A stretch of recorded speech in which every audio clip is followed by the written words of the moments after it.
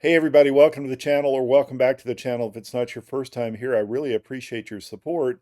And really quick, if you would consider liking the videos, subscribing to the channel, commenting below, it would really be helpful to us and help us to grow and be able to make more content like this.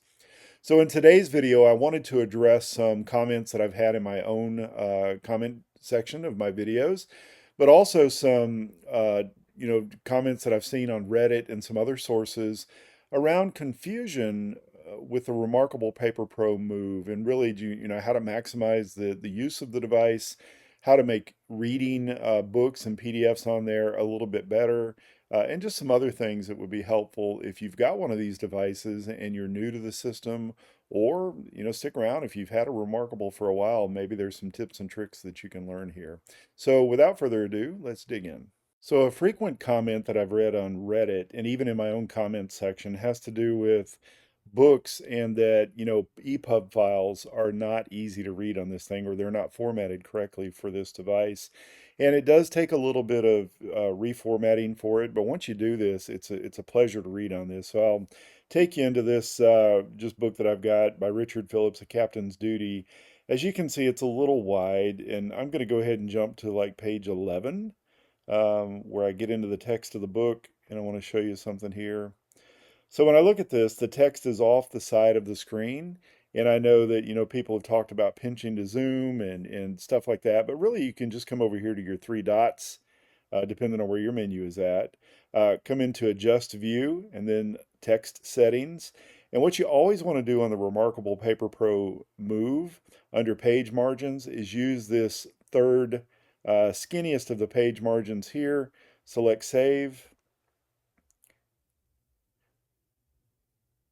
and then it will reformat itself to fit this device really nicely. You don't have to worry about, every page from then on is going to be, formatted to fit this device.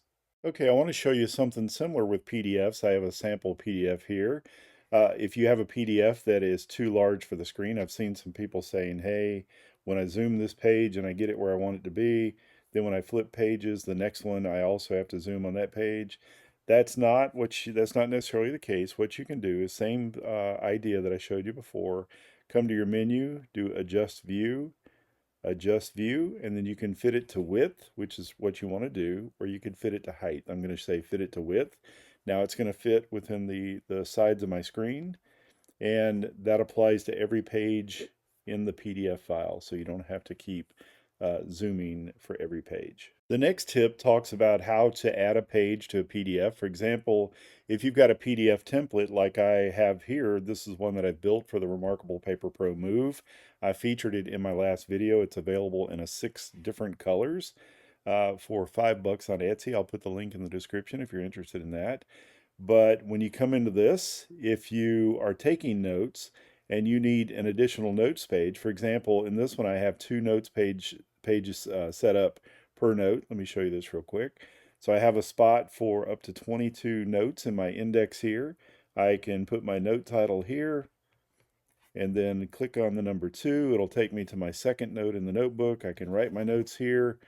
I can go to the second page, write my notes here, but if I try to go to the third page, I hit the next note. So what I can do is I can come into the menu here, I can go into Page Overview, and I know that this is the page that I want to duplicate, so I can hold it down, I can hit Duplicate, and now I've got another page just like it. Now it does have handwriting on there, so what I can do is come into this, hit my eraser twice, and then say erase all, and now I've got a fresh page. If I wanted to begin duplicating more of that fresh page with no handwriting, I can do the same thing and continue to duplicate as many times as I want to. And now instead of just having 2 pages per document, I have 5 or 6 or whatever it is that I created. The cool thing is that reMarkable has set this up where it does not mess up your hyperlinks. So when I go back to this index, note number 3 should have started on, the third page after note number 2. But since I inserted those pages, it's going to intelligently shift that and know that note number 3 is now 5 or 6 pages past note 2, so it doesn't mess up your hyperlinking. The next tip is also about PDFs, but if you're reading a PDF like I showed you before, I know the text on this one is really small, but you can reformat PDFs using applications like Calibre, and there's plenty of videos out there on the internet on how to use Calibre to do that. But if I wanted to insert a notes page in this PDF, I can do very similar to what I did before. I can come in here to page overview. I can add a page. Say add a page before or after. I'm going to say add a page after. Now it gives me a blank notes page. Now I can apply a template to this if I want to. I can come over here and select my hamburger icon and then come over here and choose whatever template that I want to apply to this. I usually like to use ruled lines, so let me go ahead and do that.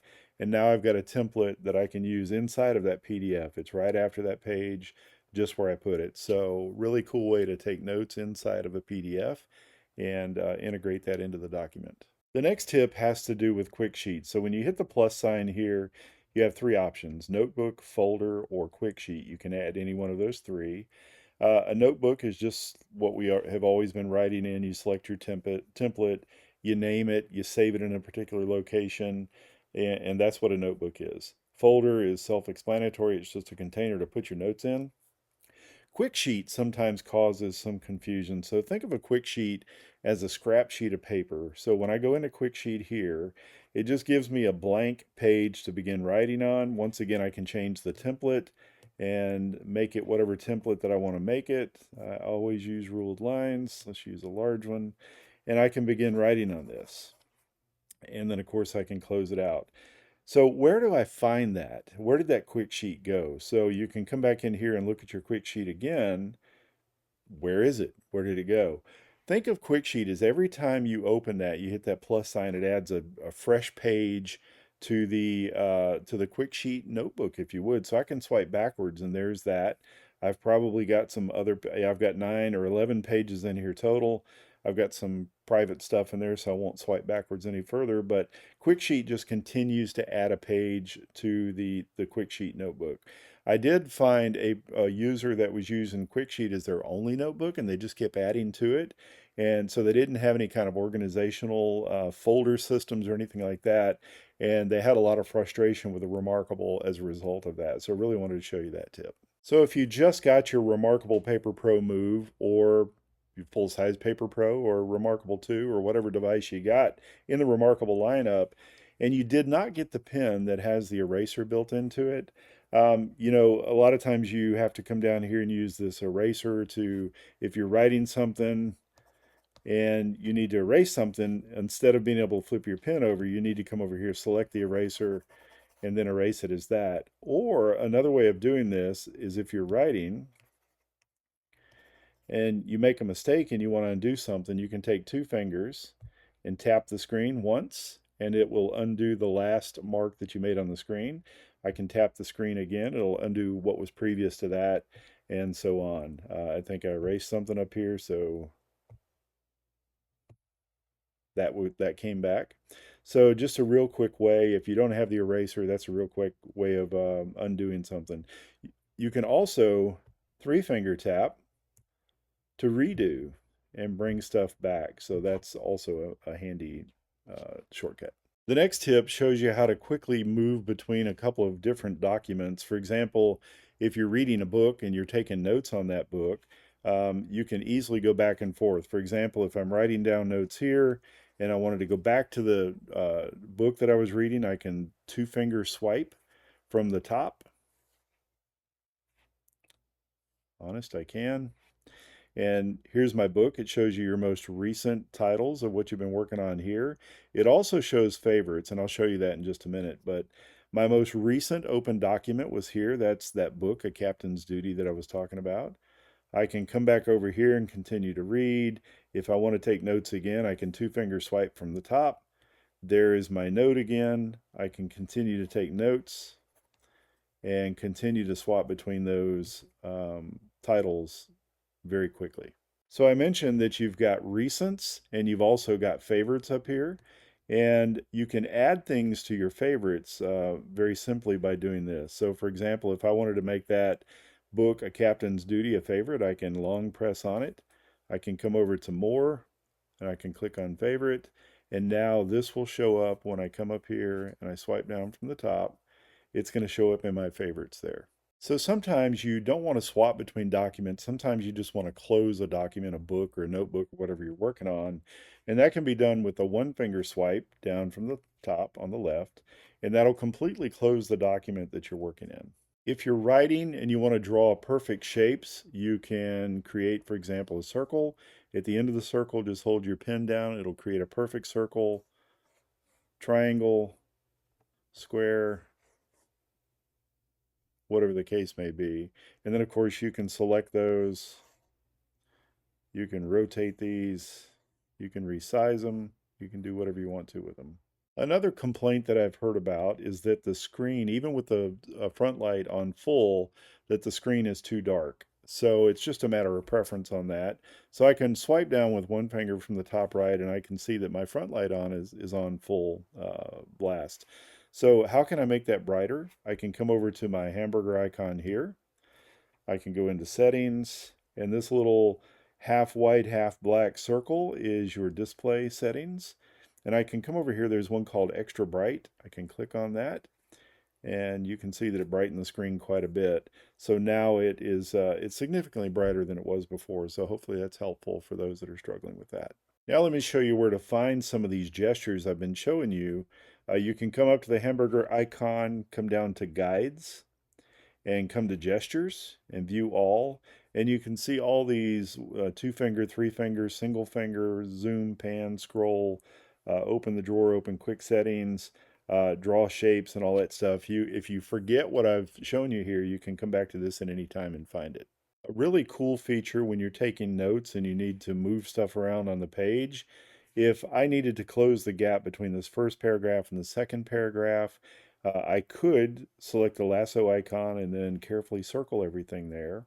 Or I can just select the lasso icon, draw a straight line and hold it at the end, and I've got an option for select below. It's going to select everything below that, and now I can move, I can cut, copy, do whatever I need to with that as appropriate. Something that takes a little bit of getting used to is turning pages on the reMarkable Paper Pro and the Paper Pro Move, in that it is kind of sensitive if you do it with too hard of a, or if you kind of linger at the end of it, you're not going to get it to turn pages very well. The best way to do it is with a light touch and lift your finger quickly at the end, and it will turn pages every time without frustration. So as you can see, this is not a complete user's guide or a tutorial on how to use the reMarkable Paper Pro Move. It's just some of the things that I've seen that are most frequently asked or mentioned on different social media such as Reddit and Discord and those types of things. So hopefully you found this helpful. I would also say that if you are interested in looking at some note-taking templates, I've got a full set of templates for both the reMarkable Paper Pro in 6 colors and for the reMarkable Paper Pro Move, specially formatted for that in 6 different colors as well. I'll put a link in the description. You'll really be helping out the channel if you go out and purchase those, if you think that you'll find them useful. They are 6 different colors for only $5, so got a special deal on those. Thanks for your support. Thanks if you do decide to purchase one of those and help the channel out.